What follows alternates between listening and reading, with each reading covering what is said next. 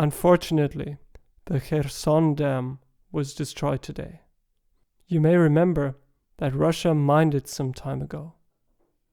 Zelenskyy believably accuses Russia of destroying the dam, claiming that it would have been physically impossible for Ukraine to do it, given that the region is occupied by Russia.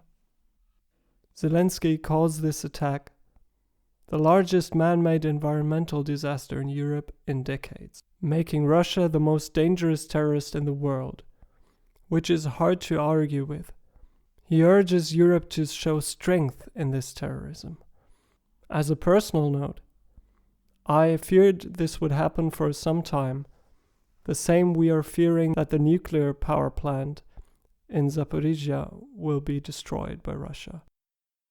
Russia's terrorism can only be stopped if we act decisively, and if we don't, I'm sure it will be only a matter of time until the nuclear power plant will be destroyed too. That's why it's incredibly important to give Ukraine everything it needs and deny Russia what it needs. And since Russia has shown that it will not refrain from harming anyone, is there any other way to ensure the safety of the nuclear power plant in our interests than using our own militaries in Ukraine? Now for the city of Kherson. The pronunciation in Ukrainian has an initial consonant that does not exist in English. It is called a voiceless velar fricative. The closest thing in English you may have is in the syllable ugh, or the word loch, which is a uvular fricative. You might replace it with an H sound, as in Kherson, but unlike Russian, Ukrainian has another H-like sound.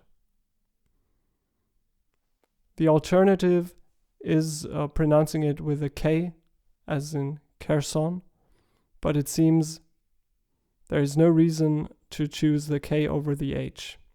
Mind the stress on the second syllable, Kherson.